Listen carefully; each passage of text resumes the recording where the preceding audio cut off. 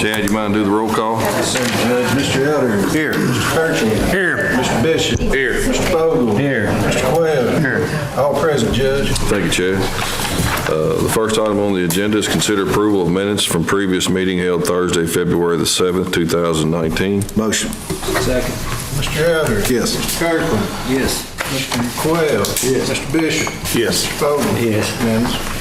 The second item is consider approval of minutes of jail and animal shelter committee meetings held Thursday, February the 7th, 2019. Motion. Second. Mr. Quayle. Yes. Mr. Fogle. Yes. Mr. Bishop. Yes. Mr. Kirkland. Yes. Mr. Elder. Yes. Unanimous. Item number 3, consider approval of minutes of special call meeting held Thursday, February the 13th, 2019. Motion. Second. Mr. Bishop. Yes. Mr. Kirkland. Yes. Mr. Fogle. Yes. Mr. Elder. Yes. Mr. Quayle. Yes. Unanimous. And the fourth item, we have some special guests with us here today. Mr. Daniel Mattingly with FFA. We're here to consider approval of a proclamation declaring the week of February 16th through the 23rd as National FFA Week. Dan, you want to say a few words? Students? Appreciate you having us. Gracious enough to come last Friday and sign the proclamation at the high school, and it's been Patriots Day, so I appreciate you coming out and doing that, and just thank you for inviting us this afternoon for the meeting and our week. We had a week of activities planned at the high school, but of course flood and flu kind of put a damper on the plan, so we're going to do next Thursday and Friday's activities next Thursday and Friday. So anyway, this is National FFA Week. It always takes place in the week of George Washington's birthday. So it's held nationwide. There's about 8,000 FFA chapters across the nation, and they're all doing various activities throughout this week. So just appreciate you recognizing us and for all of your all support of our chapter, both this year and in years past. So Bree Meeks, who's our president, Caitlin Bishop, she's our treasurer, Shelby Hayden, and Leanne Jones and Andrew Tunget. They took some time from their day off to come to the fiscal court meeting. So represent the American AFA chapter. So y'all want to say anything? Y'all usually like to talk. Yeah. Make them all give a speech. Do they want to practice their... I got a quick question. Yes, Does Andrew ever give classes on turtle hunting? He could. Yeah, I've heard some reports. Andrew gives classes on many things. Many things. He's a master Turtle eating. Ramsville's finest, right? Thank y'all very much. Thank you all for all you all do, Daniel, and all the different projects for the everybody that's in FFA, because there is a lot of good kids, and I've seen that through with Caitlin and them being in there. So I think it's a good program. Appreciate it. Thank y'all. Yeah, hang in there with the FFA. Look where it got me. I'm right here. Get an off jacket. Yeah, that's. Well, I can get my arms in it.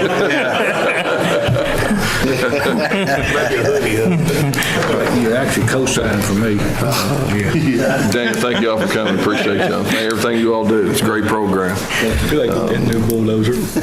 I forgot to put something on the agenda. We have a special guest here as well, Miss Beverly Lee with One Bridge to Hope, and Sarah Beth Wells is here as well. They've started a program over to Washington County that has some deals with some women that are coming out of sobriety or in sobriety programs, and I think Barry can also relate to some of this as well. So she wanted to come and give a little presentation today, so thank you for coming. Thank you. Just wanted you all to be aware of what we're doing. The nuns over at St. Catherine's have leased us Berkeley Hall, which is a dormitory that's attached to the front house for down a year. And with that, we're starting a recovery, transitional, safe rescue place for the women coming out of addiction or out of incarceration. I've worked with Barry for the last... Thank you so much. Chapter and it's been heartbreaking because the women leave, they really don't have a safe place to go. They go either back to a drug-infested home or an abusive boyfriend, and they wind up either overdosing or coming right back to the involvement work. So it's really necessary to start something that they have a safe place to go. And what's been really exciting is since we've announced this, the women have been really excited about a hope and getting better. So we've got 13 in the last 3 months that have gone on to recovery, the ones who have been recovered. Or in the last 6 years, 3 of them. So it's making a big impact on them. And I don't know if there's anything in here that has not been touched by addiction. But this has been incredible, very great support. And again, when we're not in jail, so they don't go home, they don't go to Walmart, they don't go past Go, they don't like the bus. And we've got them to help you with and then Sarah Beth is our counselor. She's 2 classes short of a PhD with addiction counseling. Wow. Done a lot with the Isaiah House and with medical sister with addiction counseling. So it's been a blessing to have on board for us. We're really excited. We want the community to know. And on Friday, March 15th, it's a Friday evening, we're having our first vision casting fancy dinner. You're all invited. We have some invitations if you'd like to come. It'll be at 6:30 p.m. and then we'll pass the vision of exactly what we're doing. And at that point, if you're so inclined and you'd like to be a supporter of it, there'll be an opportunity to give at that time. But we've raised the funds that we needed to sponsor this banquet, but we'd love the community to come and see and hear what we're doing. Any questions, thoughts? Need something. I want to applaud Beverly's efforts. Of course, Beverly has put a lot of energy into the jail. I mean, and I mean volunteer energy in coming down and spending time with the ladies. Even at the time if it worked with her work schedule, she'd come early before she went to work and spend some time with individuals. But the name of the I guess transitional living here is what it is. It's a bridge to hope, and that's what a lot of the individuals hung up in addiction need, and they have somebody to care. And Beverly, you've done an excellent job over the years caring. Thank you. Thank you, Beverly. We welcome you because you let us into care. That's very Thank you both. Thank you very much. Appreciate it. Thank you all. Appreciate it. Sorry I didn't have it on there. I apologize.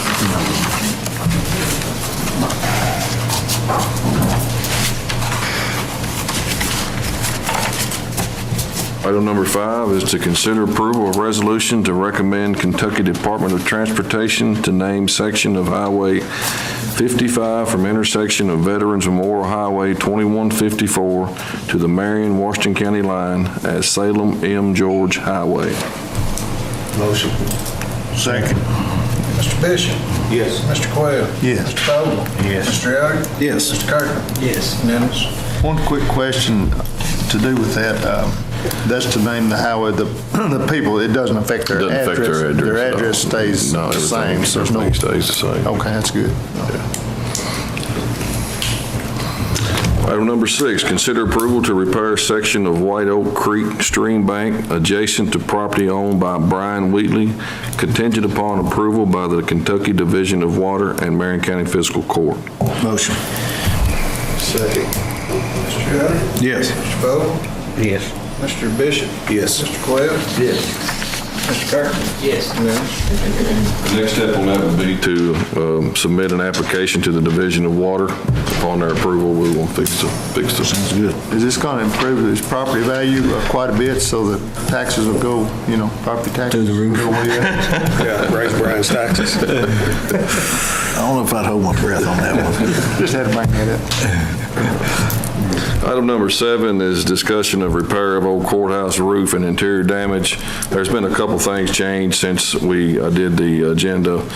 We had an adjuster from KCO come down, and he did see it to be the damage to be liable to be fixed by insurance at a limited price. So we can get the roof fixed, and they'd already approved some interior repairs as well because it did damage some carpet and some ceiling tiles and some lighting. But that's just the beginning of the problem at the old courthouse. It's just we're having a lot of issues there. I've got something here that the court over the last few years, this is just an average of sitting there actually not doing a lot. It's roughly $25,000 in expenses from last year at this time to now. And that's been ongoing since I've been here. I mean, it's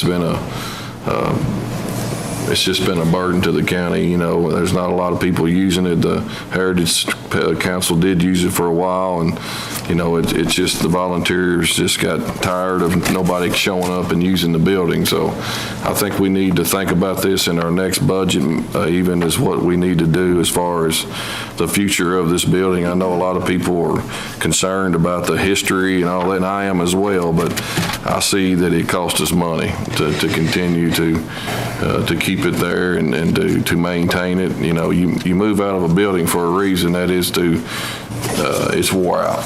Yes. And, you know, there's a lot of issues. There's no air conditioning in it. The heat system is a steam boiler. The wiring is, I'd be scared to plug a lamp in. I mean, it's just not an up-to-date building. And it's something I think this court needs to think about. I would entertain any ideas anybody has of what we can do. Only other thing I could think of, I know on the front sign of it, you know, it's got the storm shelter for our disaster shelter. It's got that sign on it. I guess, is it for the basement? Yeah, I mean, we haven't used it as a shelter for years. That was done years ago. When Judge Horrigan was county judge, and I think he was the first one that actually made that a storm shelter, but at that particular time, that's all we had. So, yeah, so. We looked in, can we put it up for like sealed bids or auction, or what? I think we got two. What can we do? I think we got two choices, don't we? Either A, you can declare it, well, we have to declare it surplus, and then we have to either do A, public auction, or B, a silent or a sealed bid. Yeah, so, and, you know, I know that we had actually discussed with the city also about donating it to them, but for some reason their foresight decided not to. Yeah, so. I mean, it's. But that's part of the problem too, is that, Judge, is that everything you said in regards to the electric, the maintenance, that's basically $25,000 a year of taxpayers' money that we're getting no benefit at. It's just eaten up. Over a 4-year time, that's $100,000. That goes a long way to community services and so forth, or salaries, or whatever we want to use it for. But the other thing is that the design of it, it's a lot of small cut up in the middle level so forth of facilities. That's what it is.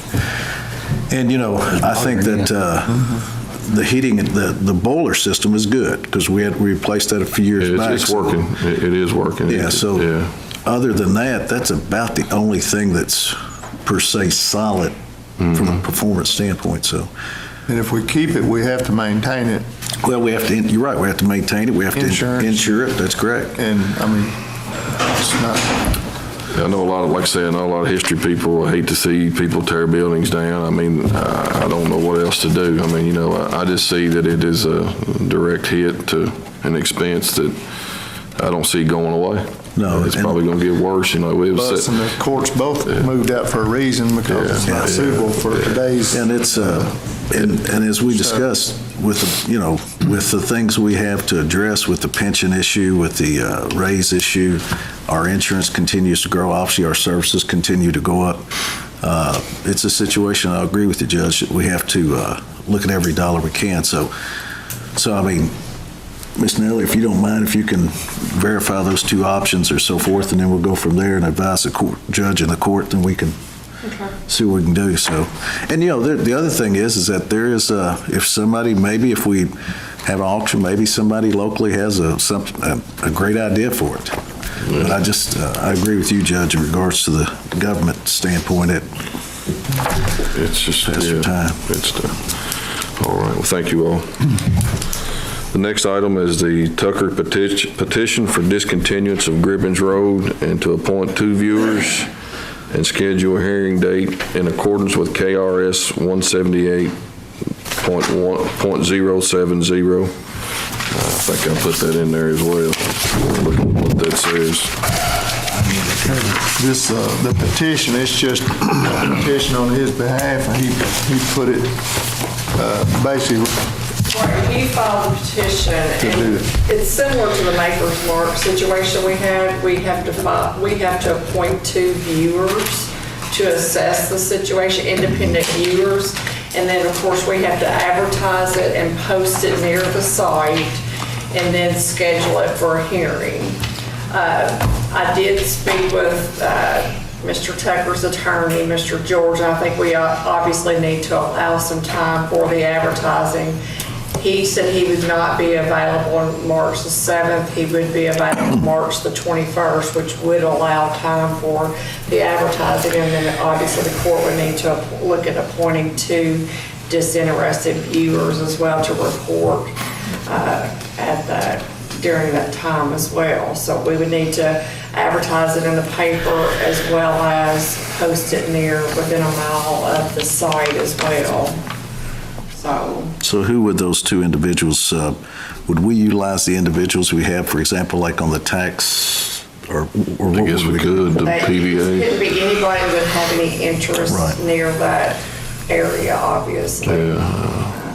Of course, that's a little bit of a different situation than Maker's Mark, but Yeah. whatever the court thinks is appropriate, whoever would be appropriate. There's nothing that says who that can be in the statute, just says anybody that doesn't have an interest, so. And I agree, but I can understand both sides. Obviously, it's just a tough situation because here's one side, that cattle guard's been there for 60 years, okay? You talk I about. don't think it's still gonna be a resolution. No, I don't either. I just, because then you've got that one individual living back there, so is it fair to them, to shut it down? So, but now, Dave, did we ever talk to the individual that's in regards to the cattle guard, if they would be interested in maintaining it or signing an agreement? Well, Larry had said something about that before, that it had came to this point at one time before, my understanding, and there was I think he denied, first, and I don't even know if that's something you could do because that's I don't know how you go about it, but I think he they talked about it. I don't know if Lisa remembers. the concern we have is the liability of the cattle guard. He decided not to do that. Well, I think the way it was, correct from wrong, Mr. Quill, but I think the way it was proposed to him is that if you'll take care of the cattle guard from this point forward and assume any and all liability, Right. which technically I can't blame. I mean, anybody that would do that, I probably would be a fool, okay? So I can't blame that individual for not assuming that. But the other thing is, too, is it gets back to, again, it's been there for 60 years, okay? And to me, outside looking in, and, of course, Lisa from a legal standpoint, but, if that individual, I hate for the individual in the back of the road. We all hate that. We want their road to be maintained. We want it to be, for snow or whatever it might be, to receive the services. Garbage truck, everything, but there's cattle crossing that road. I mean, that's my big concern. There's cattle crossing the county road. I have to keep my cattle in, you keep your cattle in. When I will say this, I know if, if somebody hits those, we don't want to be responsible either. I've got 2 individuals, I've got 2 farmers right now that every morning and every night or every afternoon, cows cross county road. They used to put signs up there. And actually, we've got a sign up there that says, it's a blinking sign that says cattle crossing, I know there's a few out every now and then, but. Yeah, we always have cattle on the road somewhere, I'm sure, But Which I don't think they're milking anymore, are they? Are they? Well, they're in the. Still bring cattle across the road. They still bring cattle across the road because they got the field over here and they got Exactly. their barns and all over here, so. Daniel, you can probably relate to this situation as well, can't you? Oh, yeah. Yeah. But this fella that's got the cattle guards using the cattle guard, is he grazing on both sides of the road? Yeah. Is he All the what? time? Yeah. No fence on each side. There's no fence on either side. This one, and I you think got that. fence on both sides. Well, he owns on both. He owns on both sides of the road. Right. And from what I understand is that he grazes cattle in there about 4 to 6 months a year. Okay, which is about what anybody grazes really per se outside winter. But anyway, so that's it. And it's never been an issue until here recently.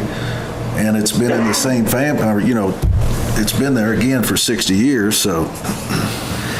And somebody threw it, I mean, one of the individuals told me, he said, well, I understand liability, but I think if I was the county, I'd be more concerned on a guy hanging on the back of a garbage truck than I would somebody going across a cattle guard. So, there's always so many ways to look at things.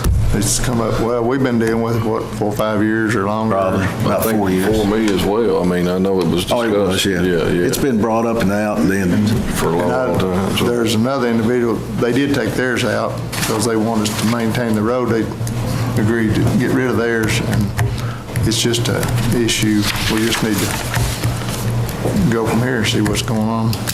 Have you been out, have you spoke to them, Jimmy? You haven't spoke to either party?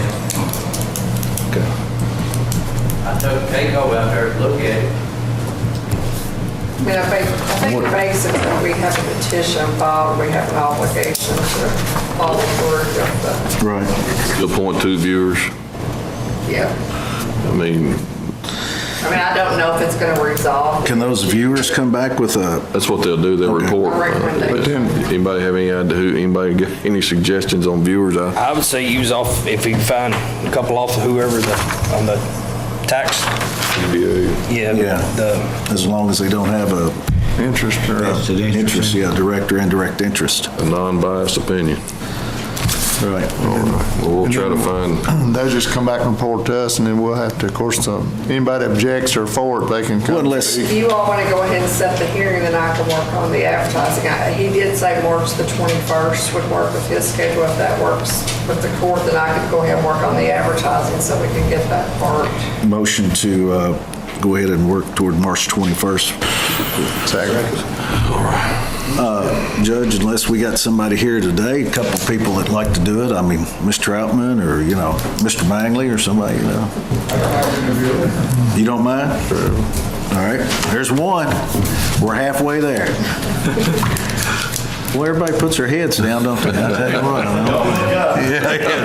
Don't blink. Don't blink. That's right. I'll get your number, Mr. Adel. We need to vote on it. Thank you, though. I appreciate that. Thank you very much. Thank you. Is in on the motion or just motion for? Motion to appoint them, we have to, That's, goes along with it, yeah. Motion for the 21st, along with appointing 2 members to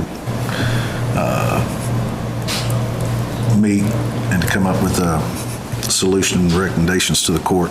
So just 2 viewers in there, no Yeah. specific things, okay. Mr. Everett? Yes. Mr. Quell? yes. Mr. Kirkland? yes. Mr. Pope? Yes. Mr. Bishop? Yes. Well, we got one, so we one away. One away, that's Dang, we're a step closer than we were. Thank you. That's right. Item number 9 is consider approval of budget transfer to EMS of amount of $40,000. Motion. Second. Yes. Mr. Kirkland? Yes. Mr. Pope? Yes. Mr. Everett? Yes. Mr. Quell? Yes.